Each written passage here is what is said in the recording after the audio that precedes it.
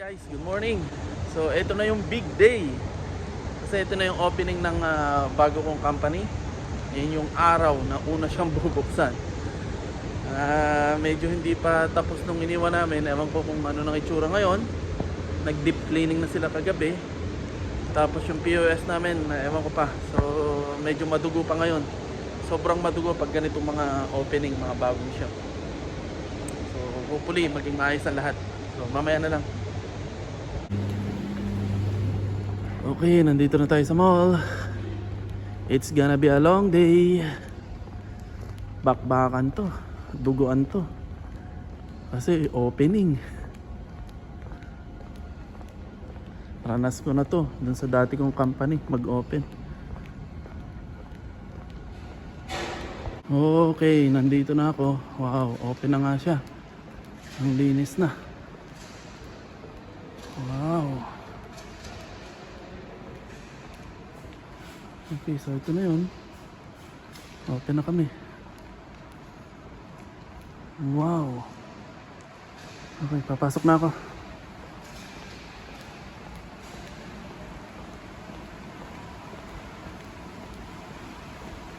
Okay, nandito ako sa tren. Uuwi ako kasi may nakalimutan ako. Nakalimutan ko yung pinaprint ni Madam, yung mga price list.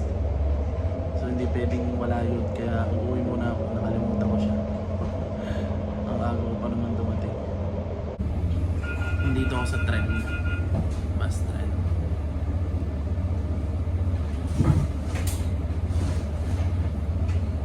Okay, nandito na ulit ako sa loob. Ang syunga-syunga ako, nakalimutan ko yung sticker. So ito, marami akong ginagawa. Mamadali kami, so mamaya na lang siguro ulit. Okay, so nililinis na lang to. Everything is okay na. Sineset up na lang namin lahat ng mga gamit. Yan. Tapos malinis na siya.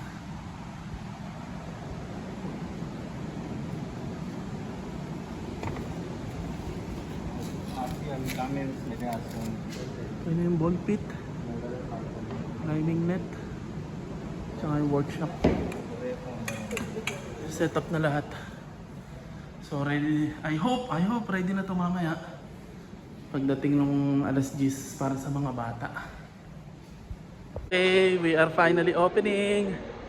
So bubuksan ko na yung shutter. Okay bang get up ko? Manager ang dating, ano. Okay.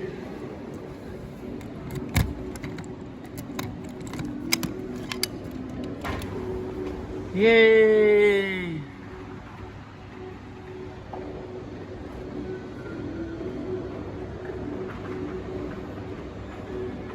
So welcome.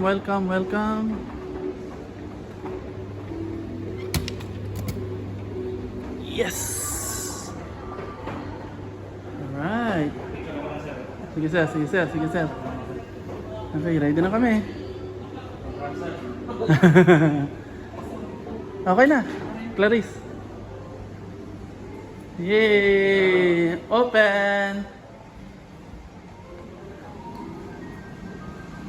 Okay, So, dapat sa labas muna kami para pag may pumasok, welcome. yes please, but two will be here.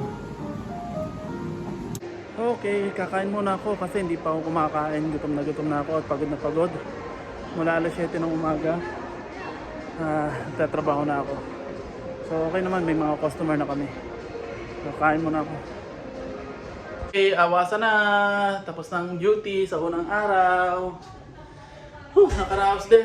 Ang haba ng araw na to. So paano, uwi na ako. Tapos na yung duty.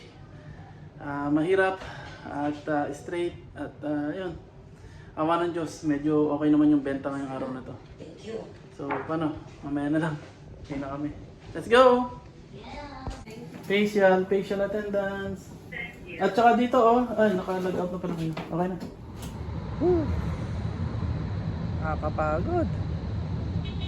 Ay, nakaraos na naman ang isang araw ng trabaho. Ay, pero okay naman, sulit naman at nai-enjoy ko tong bagong trabaho ko. Sobrang sobrang marami ako natututunan, sobrang nai-enjoy ko siya. Hindi ko nga alam kung paano ako natanggap dito eh. Actually, minessage lang niya ako sa LinkedIn. Sa LinkedIn, nag-message siya sa akin kung interesado akong mag-apply sa isang company. Nung una nga, akala ko scam lang. Biro-biro lang ng ng i-scam lang. So, baliwala sa akin, nilaro ko lang. Sinugot ko lang ng pabiro. Hindi ko pinagtuunan ng pansin. Hanggang sa nag-send sila ng email na online interview. So, baliwala pa rin sa akin. So, pinatulan ko hanggang sa makita ko siya sa video na, nagulat ako, totoo pala. So, lokal siya dito, Arabic, pero born and raised sa UK. Tapos yun, mahirap yung interview. As in, sobrang hirap na interview. Ang dami niyang tanong, mga complicated na tanong. Basta, ang hirap na tanong. Pero nasagot ko naman lahat. At siguro, nagustuhan niya yung mga sagot ko, nagustuhan niya yung pagkatao ko. Kaya, ako yung napili niya sa dami ng mga in-interview. Kaya swerte pa rin ako para sa akin to. At natutuwa ako kasi sobrang dami kong natututunan sa kanya. Kaya ito, kahit mahirap, kahit pagod, kahit mahaba yung oras, kasi opening pa lang, natitiis ko. Sa yun, ganun ang yun ang nangyari kung paano ako na-hire dito. Nag-message lang siya sa akin sa LinkedIn. Tapos yun, nagdire-diretso na hanggang ngayon. So lahat natututunan ko sa kanya. Okay? Dun sa nag-message sa akin. Yung palang nag-message sa akin, siya rin yung parang pinaka-manager dito na ayun, nag-hire sa akin. Okay? So, ayun, hinihintay ko lang yung bus. Ginabi na ako sa trabaho. Straight ako ngayon. So, hopefully may bus pang dumaan kasi lahat ng bus dito kinakapa ko pa rin kasi bago pa lang din ulit ako dito sa Abu Dhabi. Matagal ako nawala dito sa Abu Dhabi. Although matagal ako dito sa Abu Dhabi, matagal din ako nawala gawa nung pandemic. So kinakapa ko pa rin yung mga number ng bus at mga sasakyan ko. Pero gutom na ako. So yun. Hopefully makita ko na yung akin mag-ina at maasikaso ko na yung visa nila para hindi na ako malungkot dito. So paano? See you na lang mamaya sa bahay. Okay, nandito na ako. Nakababa na ako ng bus. Maglalakad na lang ako papuntang bahay. Kasi magdadalawang sakay pa ako sa bus eh. Mula alas 7 ng umaga hanggang alas 10 ng gabi na duty. Nakakapagod, sobrang pagod. Antok. Nag-nosebleed ako kanina. Pero naging smooth naman yung araw na to. Wala masyadong naging problema.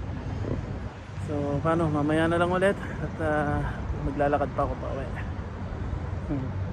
Smile lang. Ganyan talagang buhay. Mahirap kumita ng pera, lalo't nasa abroad. Wala pa yung mag-ina ko, so wala akong pampasigla. Andun sila sa Sharjah. Pero susunod na sila. Okay. Ano lang ulit.